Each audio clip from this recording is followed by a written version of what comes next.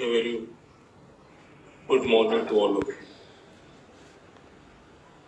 Last week, we had discussed the origin of modern capitalism.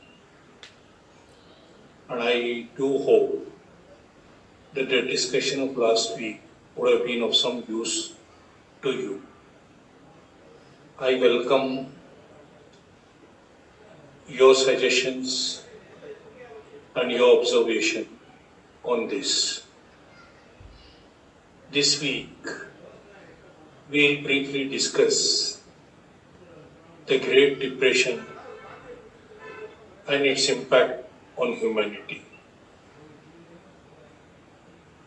Last week, we tried to understand and we came to the conclusion that capitalism inherently is crisis-ridden. There will be periodical crisis, which we call it a cyclical crisis of capitalism.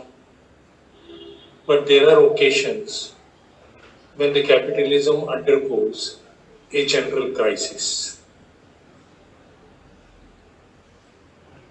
And that general crisis of capitalism in 1929 is what is called as the Great Depression.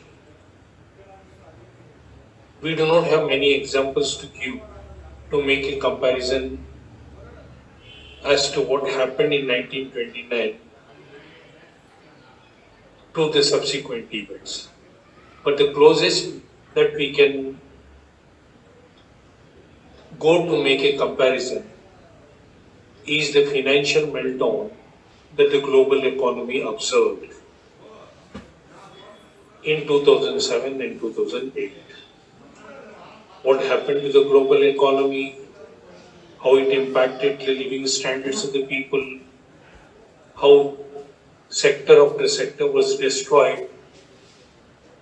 All this we have seen and we have experienced. But the general crisis which we talk about that happened to capitalism in 1929 has never happened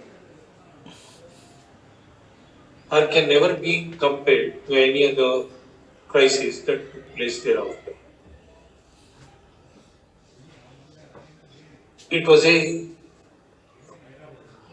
Black Thursday, 24th of October 1929, when the American stock market collapsed.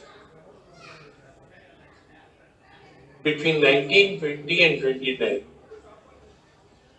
American economy experienced a speculative boom. There was quite a lot of encouragement for consumption, and this consumption was on the basis of credit.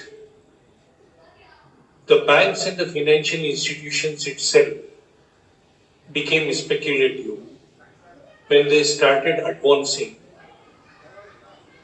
for investment in the stock market. Though 1929 economic crisis was triggered by the stock market collapse, the crisis was building up for years together. And this crisis was building up as we had analyzed in the last week because of the inherent subjective manner in which capitalism works.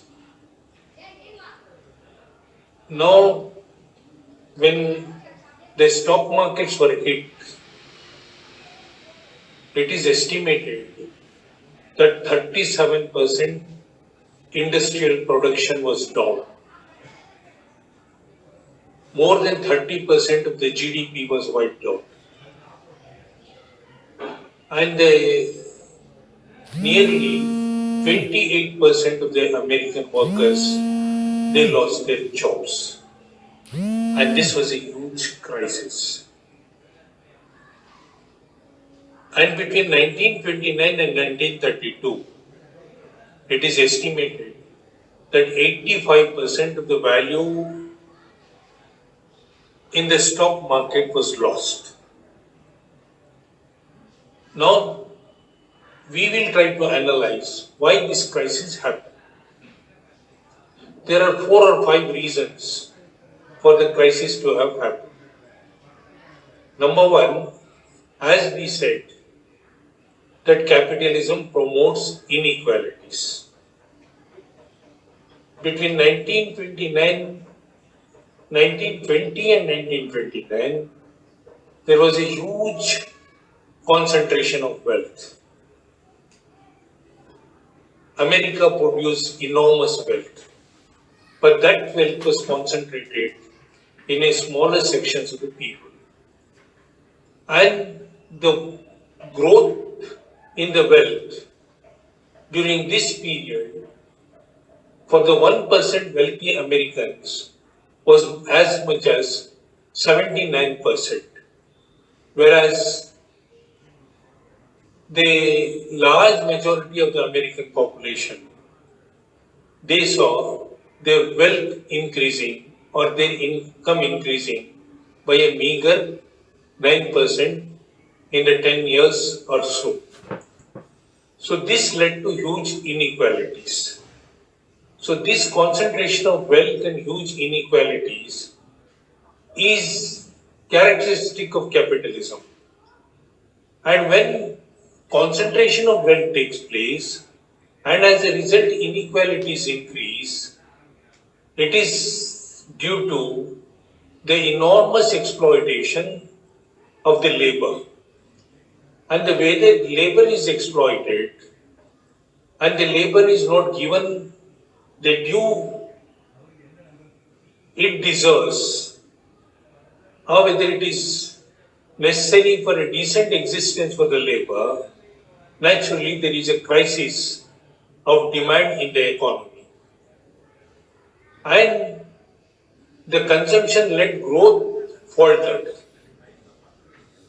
There was overproduction, companies were unable to sell, and most of the products that were produced had to be sold at a loss, and the demand was not taking place in the economy. And this was the crisis of overproduction, the crisis of underproduction, and the huge inequalities that came about because of the process of development contributed greatly to the crisis which America faced. Importantly, the economy growth was based on credit. Credit was given for consumption, and more importantly, the banks started lending to purchase their stocks. To give you one example, if I want to purchase a stock of the value of 100 rupees, I must have a margin money of only 10 rupees. The rest of the money, 90 rupees, the bank will lend it to me. And when you saw that the stock market is moving, there was an encouragement to invest in the stock market.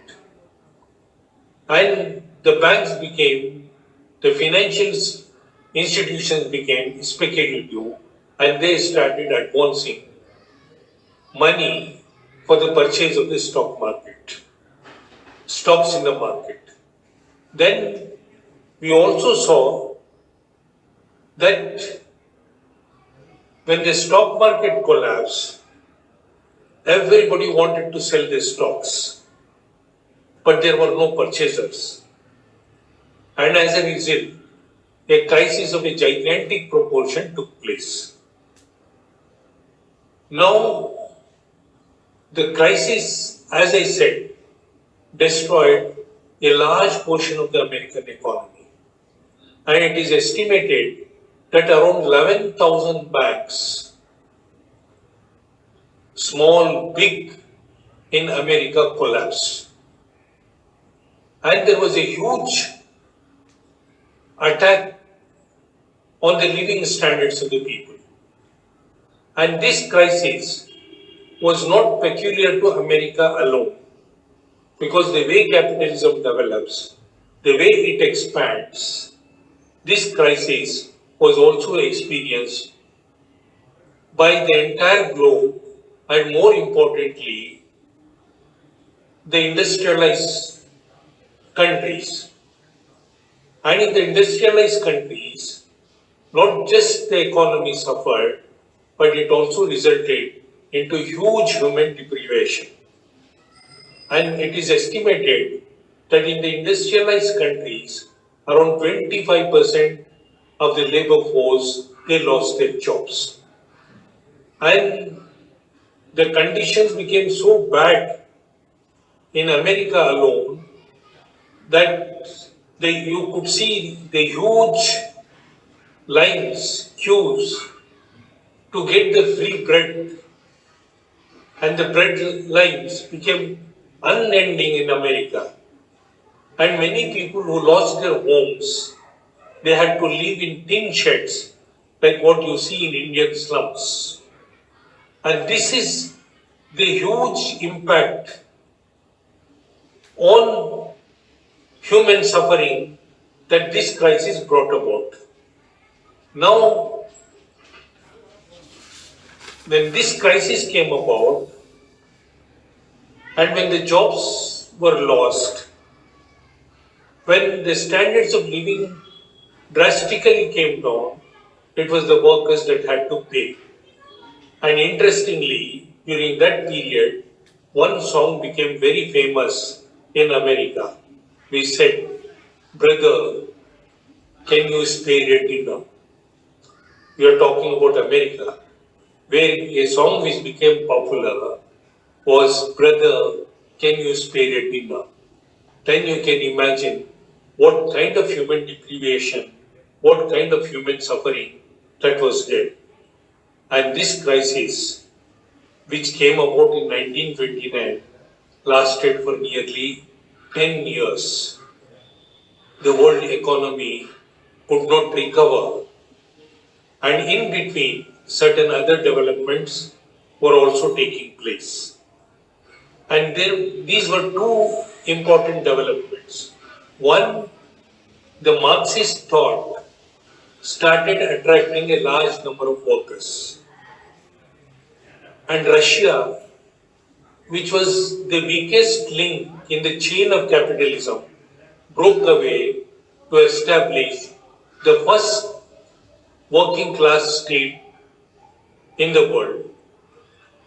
The second development was the emergence of fascism, the crisis that was brought about by this great economic depression of 1929 also gave rise to fascism.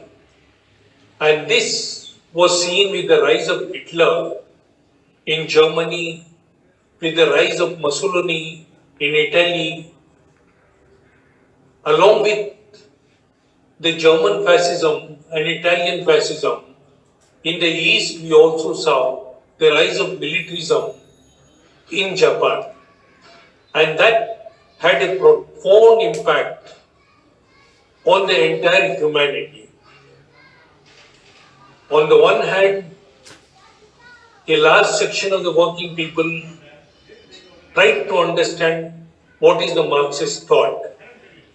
They tried to understand that the Marxism, which preaches a classless society, how that system is much better than the capitalist system with the establishment of the first working class state. Secondly, the huge amount of support that fascism initially got in Germany, in Italy and the militarism in Japan, the humanity was to pay a very heavy price. So these two aspects, the emergence of fascism and secondly, the Marxist thought becoming popular and the establishment of the first working class state in Russia, this we will study and try to understand next week. Please take care of yourself, stay safe. We'll meet next week.